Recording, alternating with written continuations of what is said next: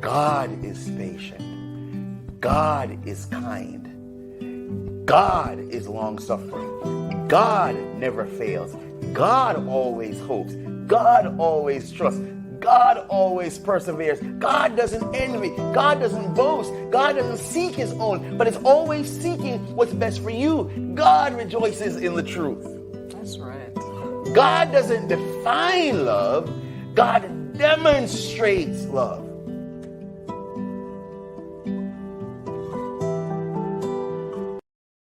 There's a commercial that used to say, "Don't leave home without it." I think it was MasterCard.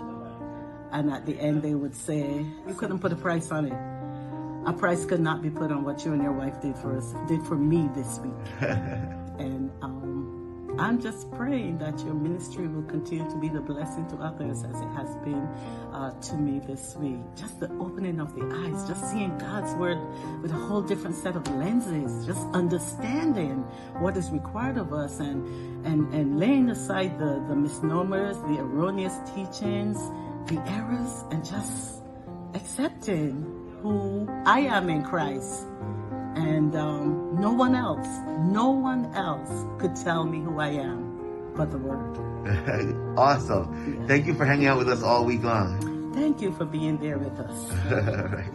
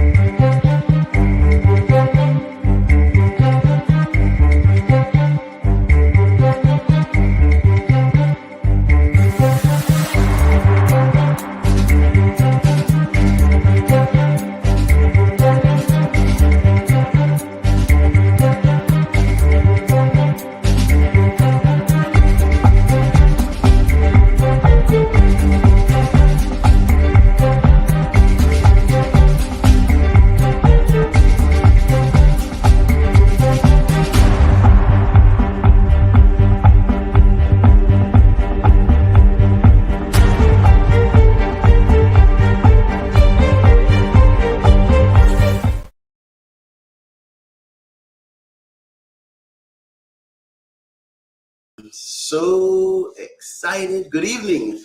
I am so excited to be here this evening. We are back for another Monday night with KW. I know you guys live. Yes. I know you guys are excited to be with us tonight. I am almost 100% certain that one of our viewers tonight is my cousin Stacy. I'm going to tell you why. Earlier today, she said to me, "Girl, I'm so glad that I'm off because now I can know that I'll be there for the show."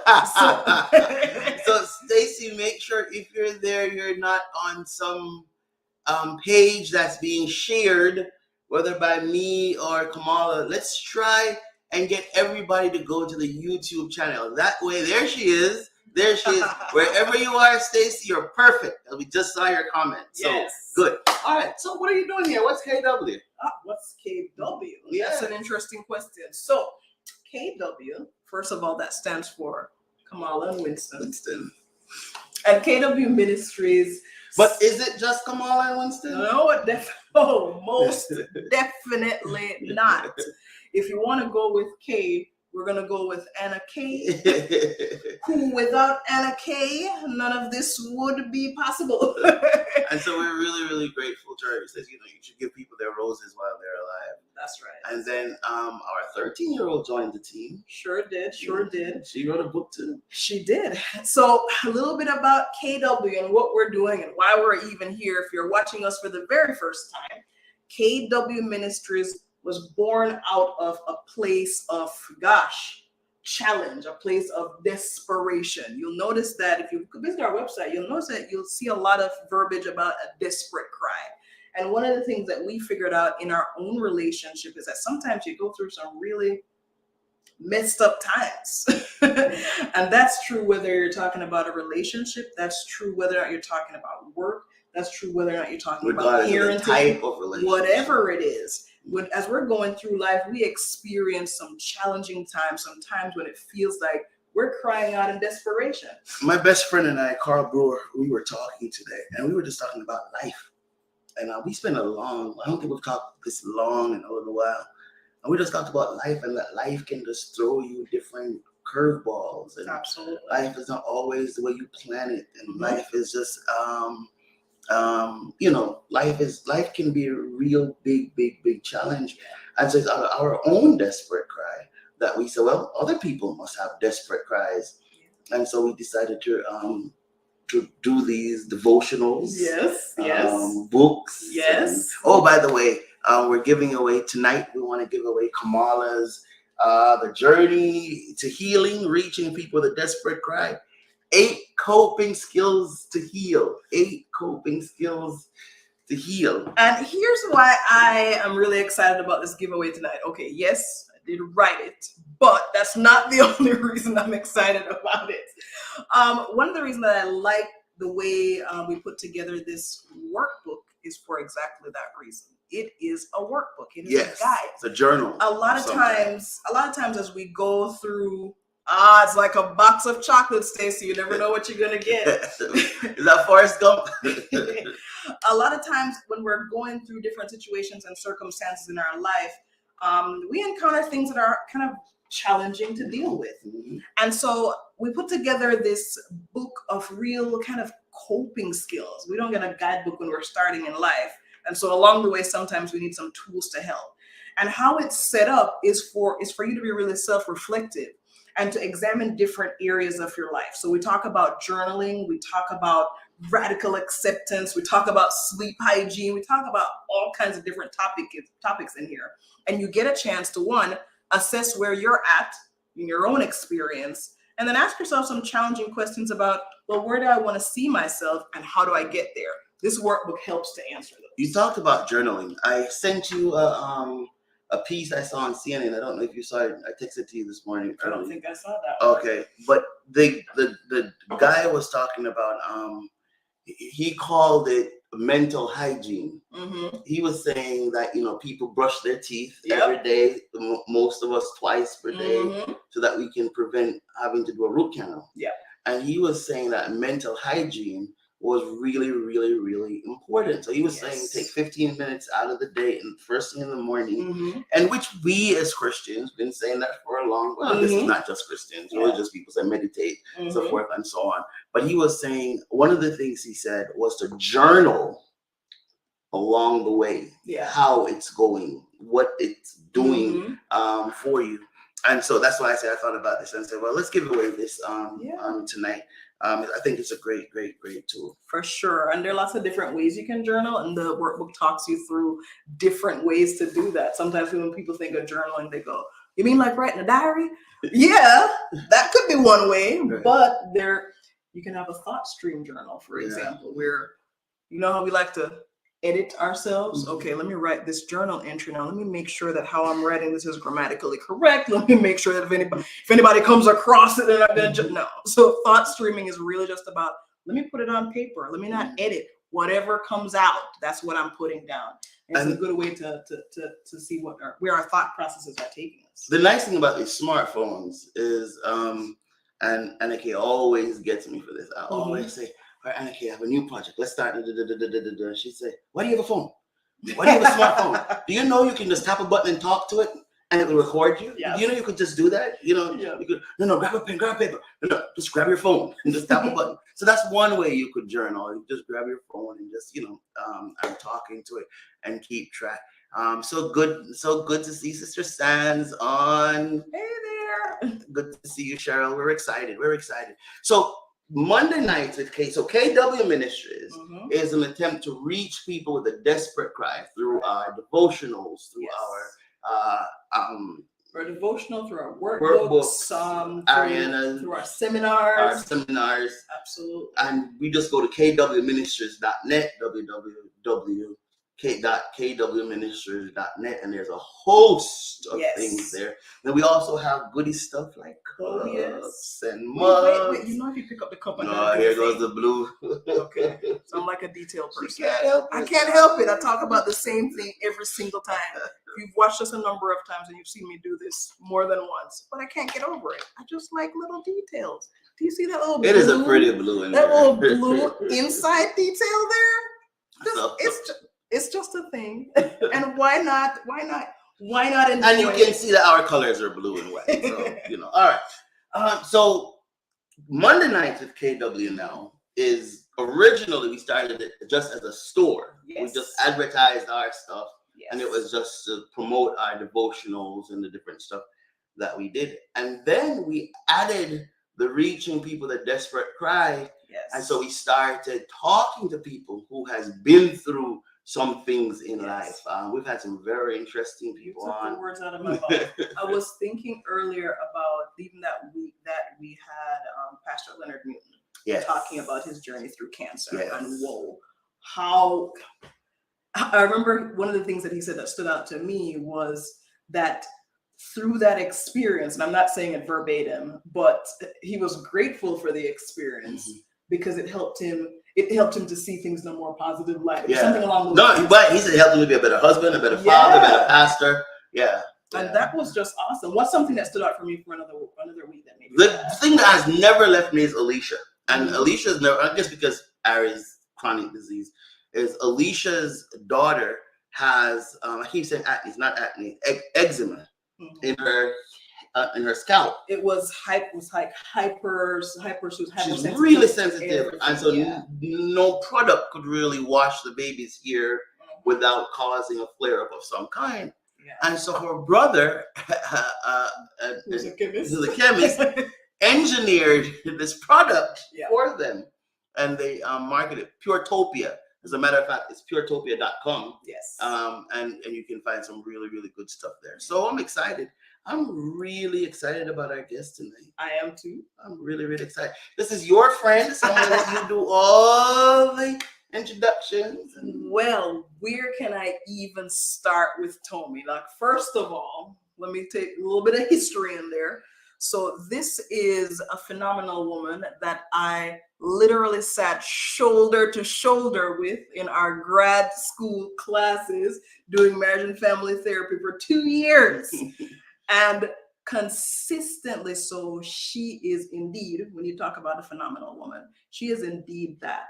passionate about health, passionate about women's health, and kind of where we're going tonight with her, passionate about early motherhood. I'm excited about physical that. and mental health for our new moms. I was hoping her son would have been able to get on her nerves while she's talking to us. So let's see. But I think they probably successfully got him to bed. But yeah, when we come back, we're gonna bring her out. She's a very, very spiritual person. Yes. And I'll tell her one of the things that I'm really grateful to her for. Well, let me say it before. It was Gabby's birthday, and I post. You know how we love to post about our children, and and that lady talked into Gabby's life prophetically. Yeah. And I'll never forget that. So we're really excited to have her. Yes. Let's take a quick break and come back. Hey, if you know someone who is pregnant, if you know someone who just got married and we're gonna have a family, if you know someone who's a new mom, who's about to give birth, please give them a text, give them a call, tell them to hop on here. And then remember, the way you win is, well, so far the people who have, if you're listening to me right now, got a comment, and you comment and we have not read your comment, it's because we can't see it. So it's because you're on one of our shared links, and you don't want to be on the shared link. You either want to be on Kamala's page, my page, KW Ministries, or our YouTube channel. YouTube channel is really, really where we want you. Welcome, Maxine Phillips. She says, good night, Pastor. All right. No, I'm not. Oh, no, it's not Maxine Phillips. Okay, I got it. Okay. But so who is it? Tell us who it is so that we can say welcome. And this is how you get your name. Oh, hey, hi, Roosevelt. Hi. Why are you showing up as Maxine Phillips? Wait a minute. Hi, Sir Roosevelt. So this is how you will. Sir Roosevelt was one of our amazing guests. Yes. She was one of our amazing guests. She's 150 years old, looking like she's 16. Oh, really? I mean, she's 16. She looks like she's 16 years old. Well, that is true, but she's definitely not 150. No, I don't think she would like that too much. It's from me. She can't do me anything right now. You can't, well, she can type, but, Oh, man. Oh, shoot, she can keep that room. Never mind. She's a 40-year-old looking like 16-year-old. How about that, Sister Roosevelt? All right, we'll be right back. Hey, Pastor, I finished the book last night. Oh, my goodness. Man, I'm going to have my niece read it some more today. But I couldn't put it down. What a powerful read. Your daughter did a phenomenal job in that writing. That was so good. Oh, the story was so, I could put myself in it in so many different ways. And wow, it was well written. I mean, I could not put it down. I was up with that book till midnight last night. I was like, whoa, I'm not putting it down. I was like, I wanted more. And I really love how she incorporates her spiritual life and the choices that she makes.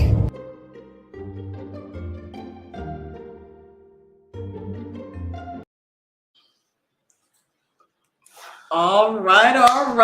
Hey, Tommy. Hello. I have been looking forward to it. Excited. Absolutely. So, gosh, where to even get started? Well, let's do this for our viewers.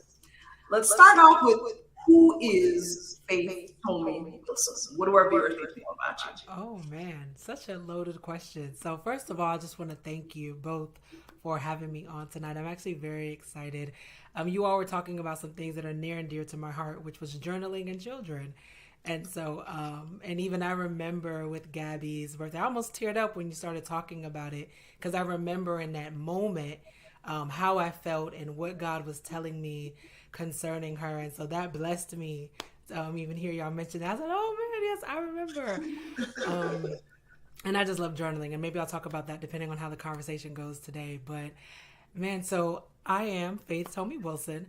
As Kamala mentioned, I am passionate about all things health and wellness, but especially as it relates to pregnancy and postpartum, and even more especially for my Black mothers worldwide. And so, as Kamala also mentioned, I do have my master's in marriage and family therapy. And by the end of this year, I will be fully licensed in the state of Georgia. So I'm very excited about that. Thank you. And then I'm also working on a certification to specialize in perinatal mental health. So that will be where I'm really focusing my practice, is serving mothers in the pregnancy and postpartum journey, and couples, because a lot of times we focus on the mom, but dad is going through a change as well, and the family is going through a change. So I'm really excited about bringing that to our community. And then I'll also be working on a certification to help my mamas when it comes to their mind and body. So the fitness aspect, because that sometimes is left out, and she can't be whole and well if her mind and body are not connected and sound. And so I'll be doing a little bit of that just to tell you about me professionally. But I am a wife of, it'll be 3 years, December of this year, which is mind blowing to me. Thank you. It has been a journey, but we thank God. Like, he is definitely faithful when you keep him in it. So, and then we have a little one, our son, Nehemiah. He just turned 17 months on the 22nd. So I'm amazed just to see how they change and they grow. And Lord willing, we want about 4 more. I love children. So. Oh, wow. Let's talk about Nehemiah for a second. And where I'd like to start the conversation is today. I saw a post on Facebook. Sister Cheryl Wright in New York posted a meme. I guess I don't know what they call it. A meme. It was a short video of this mother, this new mother. She's getting ready to shower. She has on her towel, and she's brushing her teeth. And she comes out and she checks on the baby to see if the baby's breathing. And she goes back in, and you can see that it's like 2 seconds later she comes back out and she checks on the baby to see if the baby is breathing. And does that sound familiar at all? Let's talk to us about that. So the first 3 months, I will not lie, I probably checked on that boy to see if he was breathing 300 times a day. Because when they're smaller, they don't have that, the chest rising as much. And then they don't snore. It's not like, they don't have a lot of things that let you know, like, hey, little person. Are you So I was, especially as a new mother, I was checking to see if my son was breathing a lot. And then I realized that he was okay. And I didn't have to keep checking. But I think that's a real thing. I think that's a very real thing. Talk to some mothers, and I know Sister Cheryl. I know Sister Cheryl has a young daughter. But talk to some mothers who will watch this later, just by virtue of the topic, about who's going through just that, who is continuously checking and they're questioning themselves. Am I crazy? Am I hallucinating? Talk to them for a second. Yeah. Okay. Wow. So to backtrack, right? So we have to look at what pregnancy is. So one of the things that I always tell my mamas is that the moment that you become pregnant or that you decide to become pregnant, you are now an Olympic athlete. So what does that mean? Pregnancy, labor, and birth is literally actually scientifically comparable to the 4-year preparation process of an Olympic athlete, and then that momentous moment of whatever it is. And they're actually saying, experts say that if you look at what a woman's body goes through from the moment of conception all the way to actually giving birth, no matter what type of birth she has, it is very comparable, if not more intense, than that journey of an Olympic athlete. And so pregnancy, labor, birth is a marathon. And why is that important before I even talk to the early mother that is in her new postpartum journey is realizing that you becoming pregnant and going through that whole process, it wasn't just a happenstance type thing. And even if you weren't very active during it, your body went through monumental changes. Your mind went through monumental changes. So once you bring your sweet baby boy or girl earthside, your body is going through this whole place of stability and change, trying to find that equilibrium again, from your hormones to your mental health to your physical body, right? So there are things like postpartum depression and anxiety that are more common, but even postpartum rage, postpartum, even like confusion, like waking up disoriented at times, postpartum psychosis, postpartum just one day you feel really excited and the next day you don't even know how you feel. There are moments where you look at your child and you don't even feel connected to them. There are so many things, and that doesn't even scratch the surface, right? And what I want to tell the mother, the first time mom or the new mom, because for me the difference is a first time mom, you only have one child, but a new mom is every time you have a child. Because every single time you birth a child, you have to become a new person. Your family becomes new. Everything changes, right? So to my first time mamas and my new time mamas, one, you're not crazy. Two, you're not alone and you're not the only one. Because I think there's this narrative that begins to play in our minds, like it's just me, nobody else. And that's because we don't talk about it a lot, especially I would say in the Black or even Christian community. How often are we talking about what's really going on during pregnancy, labor, birth, and postpartum? It's just, oh, y'all got married. Oh, y'all had a baby. Congratulations on the baby. Meanwhile, mama's over here like, I'm about to lose my mind. If somebody don't check on me, if somebody don't ask me, and everybody's, how's the baby? How's the baby? How's the baby? And it's like, who asked mom how she's doing? Who check-ins with her to see if she's doing okay? Does she need anything? And so, mama, if you're listening, one, I just want you to know you're not crazy. You're not alone. You're not the only one. And if people aren't checking for you, one, don't negate the fact that you can check on you, right? You can take care of you. Sometimes that looks like just putting on some chapstick, or getting some water or some tea, or going outside and getting some sun, or even vocalizing, hey, I need some support too. Hey, I need some help too. Like, the baby is great, but I'm not so great. And so that would be the first things that I would say, just to encourage a first-time mom or a new mom as you're going through things. And if you're asking yourself, if it's normal, the answer is yes. So let me say that too. If the question comes, is this normal? Yes. Yes, it's normal.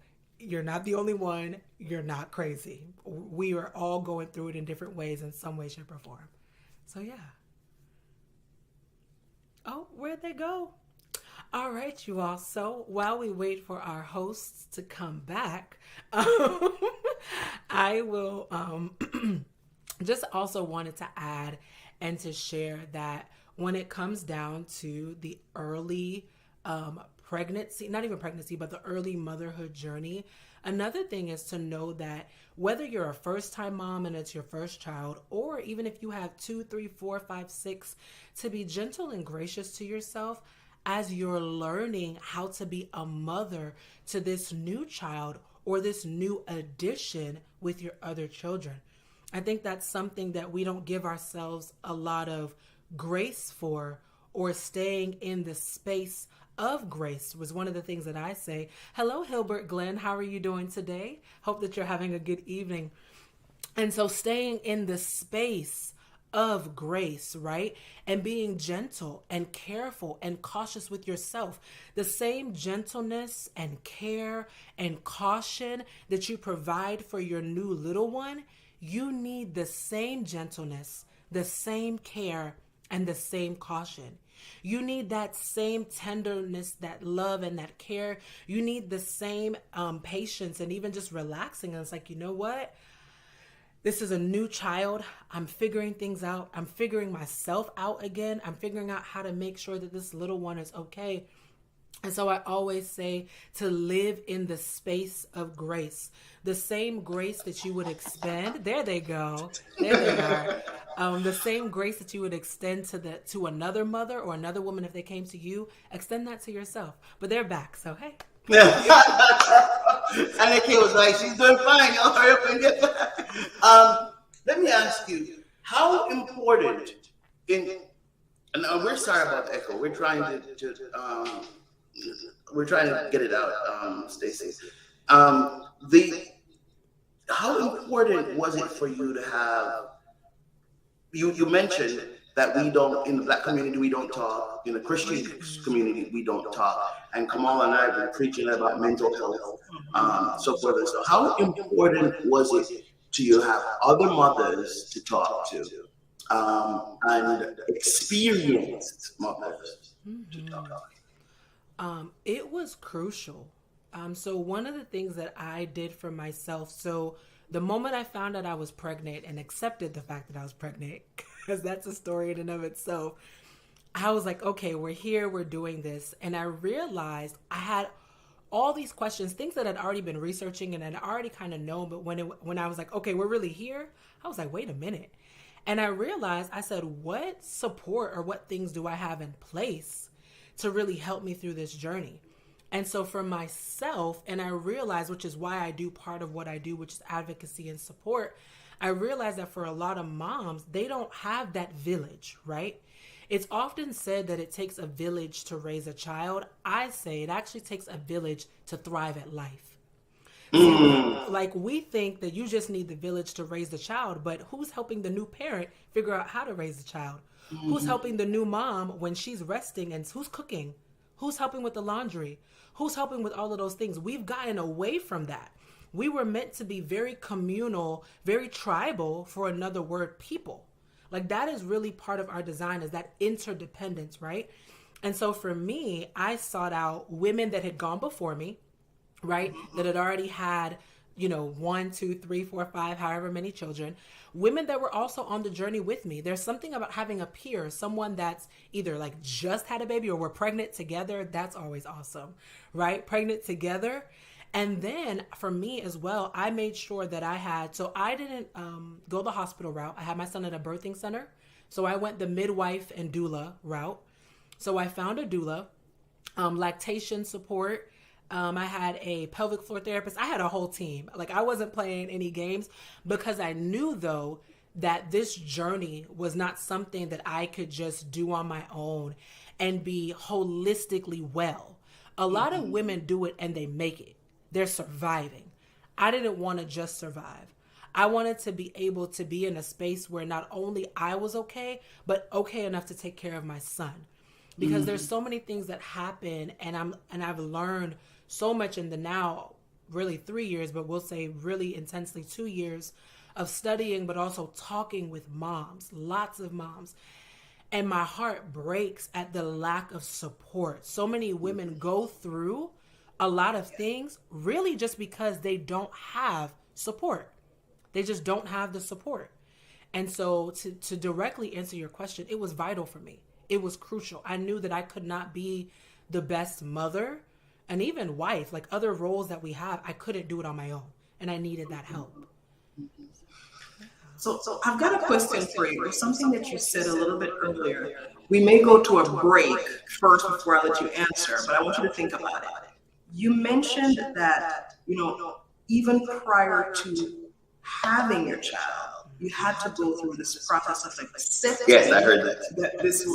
This is what is happening.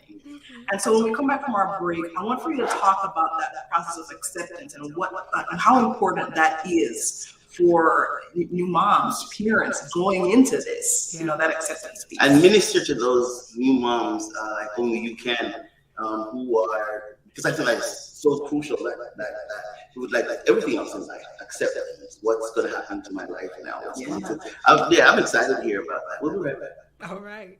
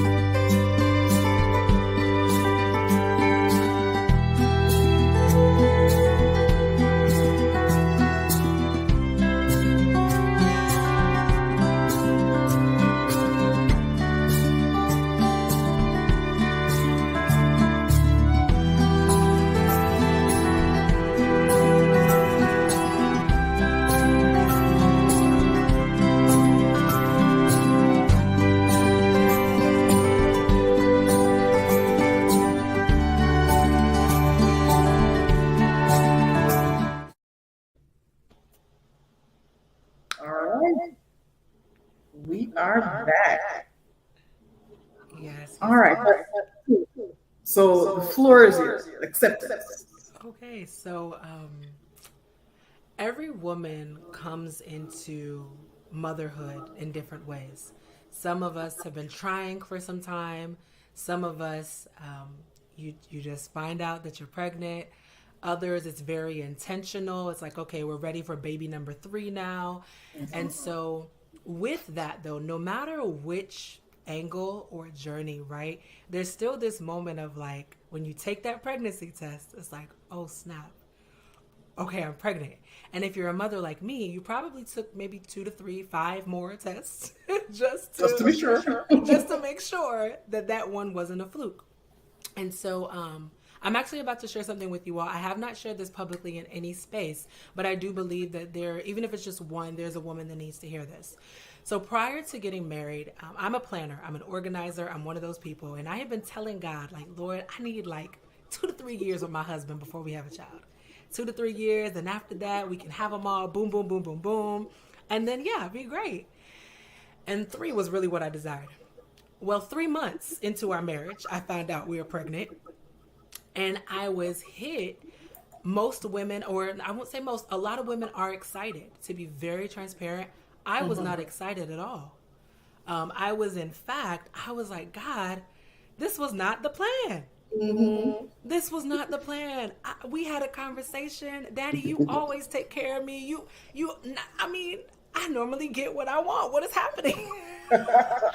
In certain regards, obviously, right? And I just really had faith that I was going to get my 3 years. So 3 months in exactly, find out that we're pregnant. And I wasn't excited. And I felt some shame or guilt around that emotion, right? Around not being excited that I had the fruit of the womb. Not being excited about this blessing and this gift, right? So there were those emotions. Then there was the emotions of we're not ready. We just got married. We moved into an apartment. Like, we're establishing our new family unit. And I really wanted us to be in another place. I was like, God, we are not ready. We got some things to work out. We got some finances to get in order. Like, what is going on? We are not ready for this child. And then the third thing, in very full transparency, I was just like, can you take them back and send them back in like a couple years? I was so serious too. I was so serious. So those were my initial thoughts. Very open, honest, and transparent with you all. Yeah. And so after going through those thoughts and crying and being in denial and all of those things, I finally sat down, and this was my moment of acceptance where I was journaling. This is something that I do. And I was writing to the Lord, and I was just like, Daddy, this was not what I desired. But immediately what happened was I thought about all the women that have been trying to conceive for 5, 10, 15, some 20, 25 years. I thought about the fact that it wasn't difficult for us. I thought about the fact that even though it was very inopportune, in my personal opinion, I believe that every child, no matter the circumstances in which they come to the earth, is sent. That's my personal belief. And so I really just sat there and I was like, Lord, why now? I was like, if the 3 years was not what you wanted, I was like, Lord, why now? And what the Lord told me, he said, I sent, and I knew the name of my son back in like 2017, 2015, I think the Lord had told me. Yeah, so the Lord told me, he told me my first child would be a boy. He told me his name, and he actually told me, who he would be in the earth, what his assignment was. So the Lord said, I sent Nehemiah at this time. I know it's not when you wanted, but it was time for him to come. And there were some things about our marriage that Nehemiah was sent for, but also now I recognize it literally was the perfect time. And so for me, my acceptance was accepting the will of God over my own. And my acceptance also was releasing the shame, releasing the guilt, releasing all the kind of the negative feelings that I had, and now embracing this child. And I just began to speak over my womb and to pray, and I repented. I said, Lord, forgive me for all of my thoughts. But the Lord was so kind and gentle. He was just like, I'm not afraid of all the things that you were feeling and all the things, like, it didn't bother me. Yeah. And in fact, I'm glad as my daughter that you came to me and that you allowed me to meet you there. Because I was there for a little bit. It was maybe some weeks. Like this wasn't no days. Right. Say some more about because this time can be very frustrating. Say some more about God being okay with you wrestling with it. Yeah. Yes. Man. So I think that, one of the first things, it was actually Stacy says, thank you, Lord, for giving us what we need. Come on. That's good, right? So it was actually in grad school where I came across this quote. Kamala probably remembers it. That emotions are indicators, not dictators. And it's one of my favorite. And I remember when I learned that in grad school, it was at that same moment that the Lord said to me, he said, I'm not upset about how you feel. Bring me the anger, bring me the frustration, bring it all to me. But understand that even though it's indicating something to you, it doesn't need to dictate your choices. And doesn't need to dictate the direction that you go.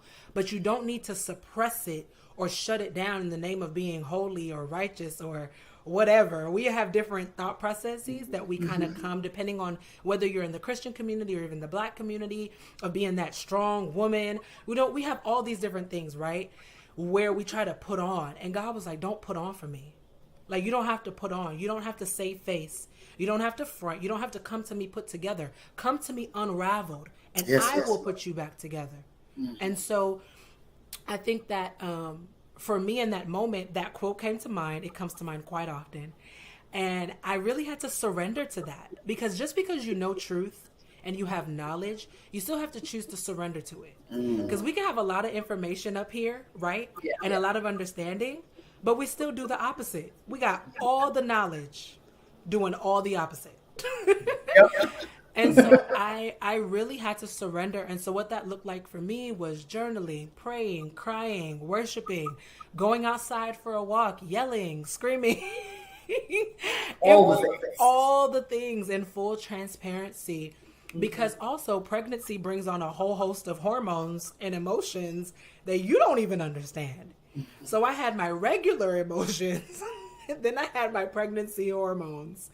And so, and God was okay with all of that, right? He didn't shun me. Exercising played a big part for you during that time. It did. About some. Yeah. So I really do believe that movement is a form of therapy. I actually think it's very vital. I think it actually works very well in tandem with talk therapy, with psychotherapy. And I think we all need it in some way, shape, or form. We weren't meant to be sedentary beings. And so the more sedentary your life is at any phase, it actually causes you to have more health challenges or issues, and mental. So for myself, early on in my pregnancy, I also had perinatal depression and anxiety, which later on transitioned into postpartum depression and anxiety. So the number one remedy outside of prayer for me was dancing. It was dancing and going outside. And so a lot of my content, if anyone was following me on social media during my pregnancy, I was probably dancing, walking outside. You saw me moving. I was not a sit still pregnant woman from the beginning to the very end. Even the day that I actually gave birth, I walked 5.5 miles that morning. Was actually how we helped to induce my labor.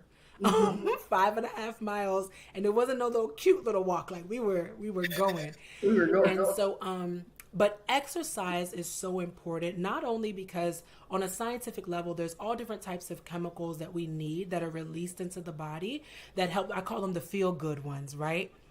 That actually helps, all these endorphins and things that actually help with your mood, but also physically. Remember earlier, mamas, I said that the moment you get pregnant, you now become an Olympic athlete.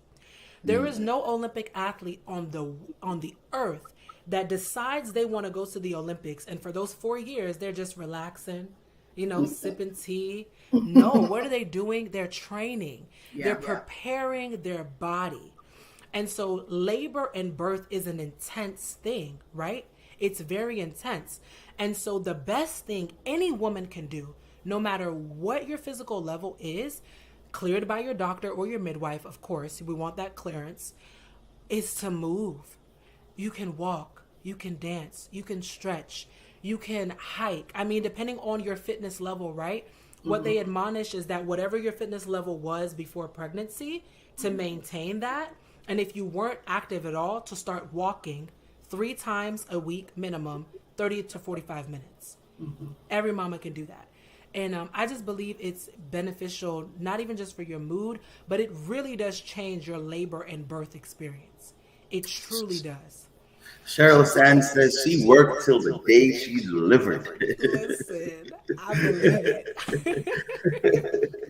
it. Also said Gilbert then said it was a good thing what you were doing. Thank you. Thank you. So you've kind of talked us through physical health, mental health, but I don't know that we've gone into everything that you would say to new mothers in this position. What are some other things we haven't talked about just yet that you feel like new moms especially need to know? Ooh, wow. Okay. How much time do we have? I'm just kidding. Man, that is a really excellent question. So being a new mom or Here is what that I would like for you to look on for a second, if you don't mind. Okay. You're married. This child now comes into your life. What's that? Talk about, because that changes the dynamics of your family. Yeah. So let's do that. Yeah, that changes the dynamics of your personhood, first of all. Mm-hmm. So there's this rediscovery of self as a woman. So that directly affects your marriage, right? So your body has changed, your mind has changed, your hormones are still changing. And then now your time is almost completely consumed by taking care of this little one. So if you are a believer or a Christian, now your relationship with God has even changed as well, because it's finding that time for devotion, finding that time to pray. Like you're navigating all of these things, but the marriage, my goodness. So I think if there's nothing else that occurs for a married couple, whether it's your first child or your 8th child, the lines of communication have to stay open. And I would say they almost have to ramp up, because the husband has needs, right? Both persons have needs, but the needs are very different. And if we're not communicating constantly about how those things are changing or needed, frustration, anger, resentment, bitterness, all of those things can take a foothold very quickly in a marriage when a new life comes. And especially because everybody's focused on the baby. Like everybody's focused on the baby, which is not a bad thing. This is a brand new life that doesn't know left from right, front from back, needs all the help and support, but you cannot neglect the maintenance of the marriage. But there needs to be flexibility of what that looks like through each season. So like right now, my son is 17 months. What I need now is very different from what I needed in those first 17 days and what I needed the first maybe 17 weeks or so, right? And so I think when it comes down to the marriage, there needs to be conversations even before the child gets here, right? Let's talk about this. Let's talk about what might change. Let's talk about how we may want to handle that. Do we need some code words? Do we need to have some, these very practical things? And then let's have a realistic conversation. I'm just going to go there for a second about the sex life, because there's this, somehow the medical field has put out this idea that in 6 weeks, everybody should be ready to go. Yeah. For most women, this husband, he was ready to go the day the baby got here. That's just how they're wired. And I love it. It's beautiful. And I just, he's not here to defend himself. You said what? He's not here to defend himself. Oh, but it's okay. I think it's beautiful. I think the differences are great. However, the reality, and Mama, I want you to know, if you're listening, it's okay if at 6 weeks you're not ready. That's 6 weeks. I don't even want to get into where that came from. Every woman is different. That's what I'll say. I've met mamas, they're ready to go 2 weeks. God bless her. And then there are some mamas that 2 months in, Yeah. whether it's physically or mentally, because sometimes your body may physically be ready, but mentally and emotionally you're not. And so also cultivating other types of intimacy. Intimacy is not just intercourse, right? Yeah. I would even beg to say that intercourse in and of itself is not intimacy. That's right. That everything before that and around that is what makes intercourse intimate. Yes. And so having other things in place, right? Talking about what also communicates that affection and that love and that care, and whatever within your, marriage bed where you all have decided is okay in the Lord, right? How can we explore other things outside of the bed and in the bed so that we're both taken care of? And keep having the conversation, because it's going to change. It's literally going to change. And so those would be just some of the things that I would say when it comes down to the marriage aspect of having a new little one. And I can't wait to see how I navigate this with 2, 3, 4, 5 kids. Because Yes.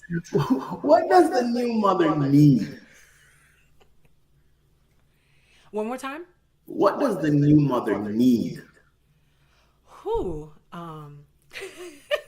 The song came into my mind, but I'm not gonna sing it. Love and understanding. That's what she needs. But what do I mean? So let's break that down. I think the first thing is to understand that she actually needs to be seen and heard. So I mentioned earlier that everybody is focused on the baby. Even the new mom is focused on the baby. She's actually neglecting herself 9 times out of 10. So things that really blessed me was, hey babe, have you showered? Okay, let me do this. Go take a bath. Go shower. Hey babe, have you, whatever.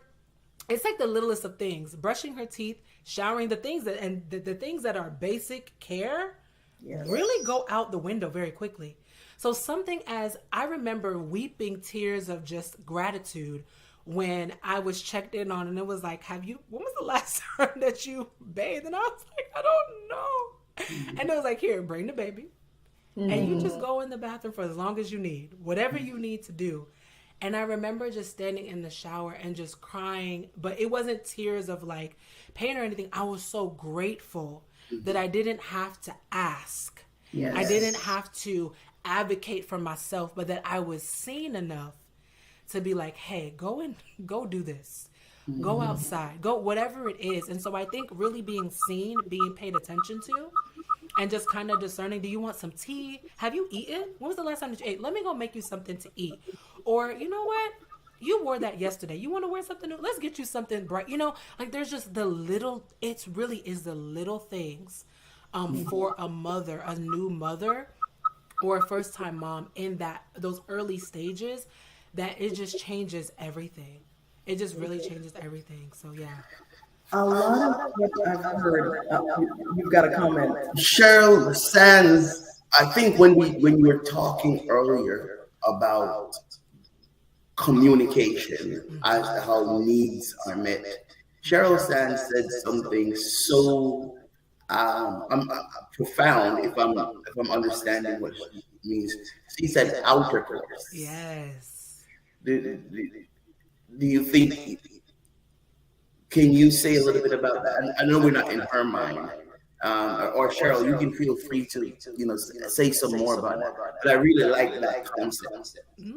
Yeah. So outer course, that looks like quality time. So outside of just all the things of taking care of the baby, what do you actually enjoy doing together as a couple? Yes, now we may have a little one there with us, but let's not forsake that. Outer course also could look like maybe just holding hands, right? When was because a lot of times it's just amazing the things that just get lost once a baby comes. And so just going and grabbing our hand, or even, a forehead kiss. I'm a fan of those.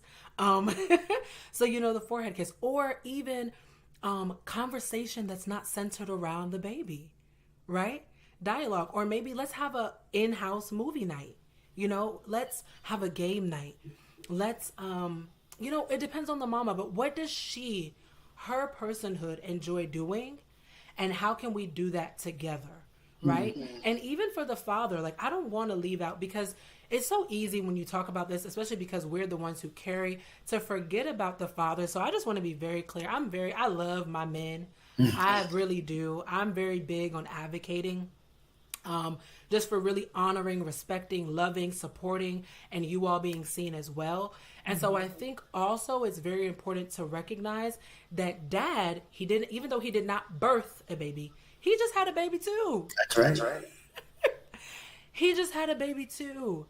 And so how is he doing? Let's mentally check in with him, right? Because there could be some worries. Financial worries may come up. Mm-hmm. How am I going to be able to be a father to this new, let's say they've only had boys, now I got a girl, or they've only had girls, now I got a boy, or maybe they have a mix, but it's like, it's another one. Like, there's just so many things that can come up for a man in becoming a new father or a first-time father, right?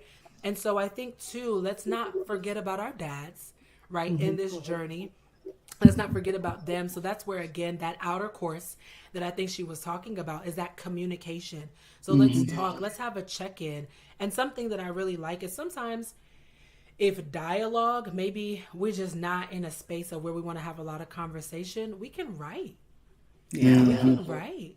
And that can even be a fun little game to do with one another. And so, so those are some things that I would definitely say. I have heard a lot in what you've said that sounds like validation of self, validation from others. Yes. And the way I want to frame that is validating communication. If you want to coin a term. Yeah. That's what I'm hearing first and foremost out of everything that you've said. And I think that it's so, the way that you've gone about this is so authentic. And I think you've really spoken to a lot of moms in our discourse tonight. Something in particular struck me, and this was way at the beginning. This was when you said that kind of working through that acceptance of I didn't feel like I was ready, or this wasn't the right time for it, and the guilt that moms feel. And that's the stuff that people don't talk about, because we have this narrative around what parenthood is supposed to be like, how I'm supposed to feel, what's supposed to happen. Yeah. And I think it's so wonderful that you've been able to capture those things and make it okay that we get to have those emotional experiences. Using the word acceptance. Yes. There's a question here from a very wise person, Pastor Ben Jones, wants to know, how does a woman take care of herself and not feel guilty? So that's a great question. I think so, yes. So to tie those two together, one, to respond to what you said, Kamala, the work that I'm doing is making it okay because it has to be okay. That silence and that internalizing and that just putting on that, I'm all well, but everything else is going on, is why women have moments of these emotional outbursts or breakdowns, or disconnect from your husband, or even from your child, or just so many things can come from that. And we have to have a voice to be able to express the totality of our experience. We think as women and as people that it has to be an either or, but why not both and? Why can't you be in this great space, but also not be so excited about it? Why can't you have joy, but also be uncertain or be upset about it, right? And so I think when we embrace the duality of our existence, and that most of the times it's a both and, it's not an either or, it frees us up. There's this freedom that comes with that, because it's like, I don't have to be a particular way. I can just be. And I can embrace and I can accept all that I am. And as I process and work through that, a part of me may be more this way or maybe more that way. And that is okay. And so I think that to respond to what Pastor Ben said is, how does a woman take care of herself and not feel guilty? I think to understand that taking care of oneself is not it's not a selfish act, right? And I think there's this idea that I'm being selfish. But the truth of the matter is that she cannot be a good mother, a good wife, a good woman, a good person, teacher, educator, whatever hats, without first taking care of herself, without first being good to herself. Because it's out of the overflow of who she is that it goes into everything else. So if she is not taking care of herself, eventually that lack of care will actually bleed into other areas, right? And it'll look different, but it'll all connect back to, how are you doing? Yeah. Like what's going on with you, right? And so I think just that freedom of knowing that taking care of yourself, mama, is not selfish, but it's actually very selfless, because it actually positions you to better be all the things that God has called you to be. And so we have another question before 10 o'clock. I know. And just so you know, this conversation has been so good. We haven't sold any books. We haven't had any. So, but we have one more question. Pastor Brown again says, and this is good. This is a really good question. If a mother did not have a good communication with her spouse before the child, where does a woman begin? Who does she talk to? So there was no communication there with the spouse. Once a child comes, because the communication doesn't just appear, what happens? Who does she relate to now? So that's a good question. So I think that if we look at it just as the woman not having good communication, it puts all the responsibility on her to kind of figure this. So first of all, I would say, how can we, right? How can the couple unit better their communication? Because if she's not having good communication with him, he's not having good communication with her either. And if it was that way before the child, definitely a child is actually going to put some extra challenges on that communication. So biased as I am, therapy would probably be a very good fit for this couple. And I know that in our Christian and Black community, that mental health and going to see a therapist, people are like, I'm not crazy. And I tell people all the time, if you were born of a woman, you probably have a little bit of crazy in you. So the idea that you were born of a woman, I'm sorry. I knew this was going to be good. We just go check that off. So, but all jokes aside, seeing a therapist doesn't mean that you're crazy. Yes. In fact, making the decision to see a therapist actually shows that you have some self-awareness, that you actually have some awareness of yourself. Like, okay, I need some support. Like, we cannot do this on our own, and we need an objective third party to help facilitate conversation. I think there needs to be a better understanding even of what therapy is. You're not going to somebody to fix you all. Y'all aren't broken per se. You're not, there's just all these ideas. And this is what I'd say is, one, highly consider therapy.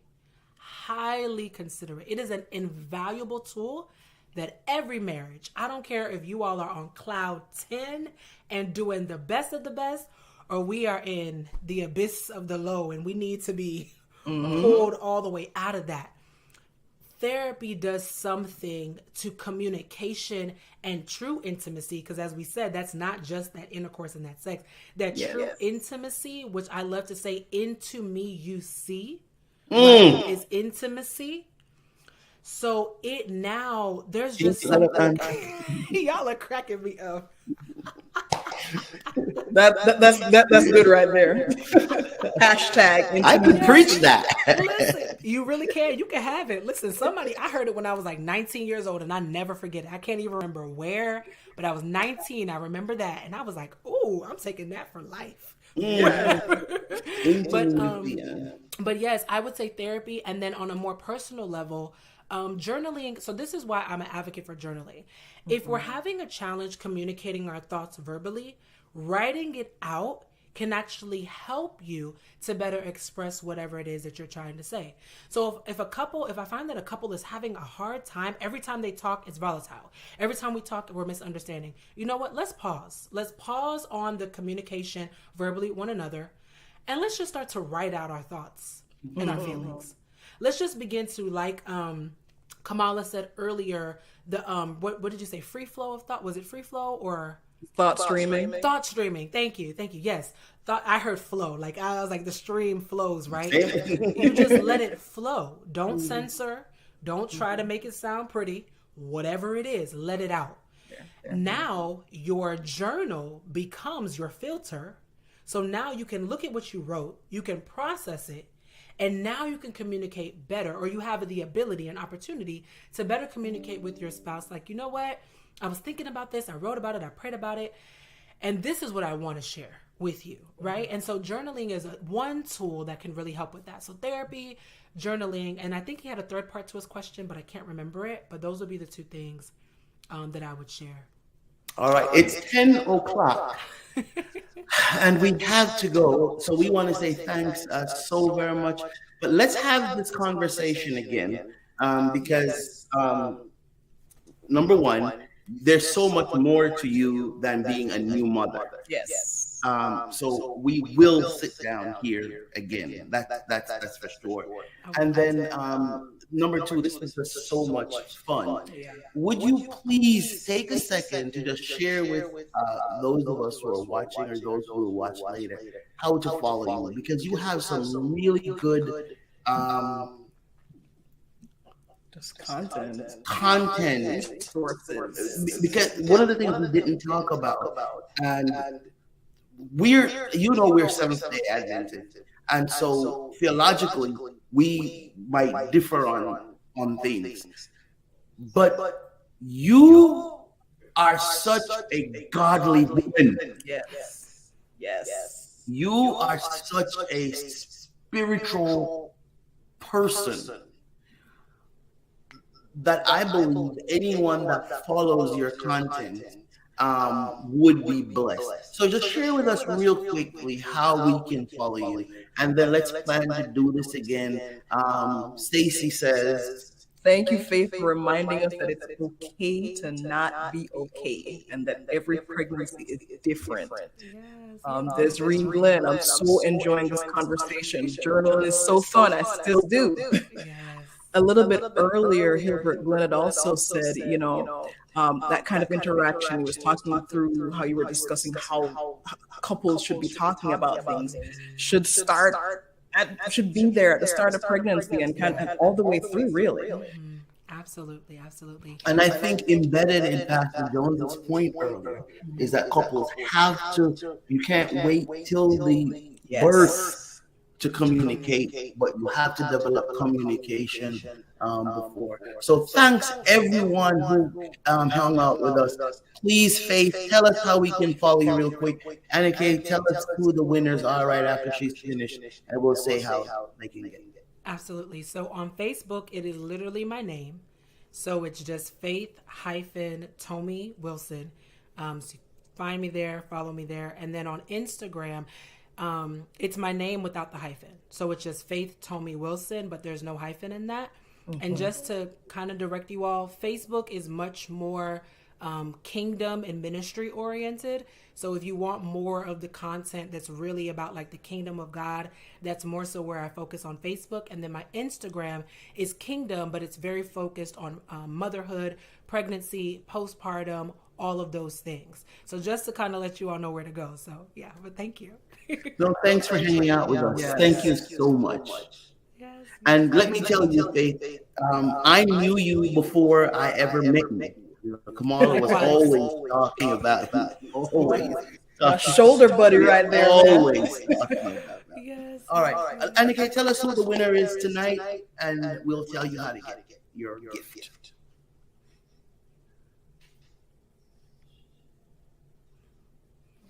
Drum roll, please.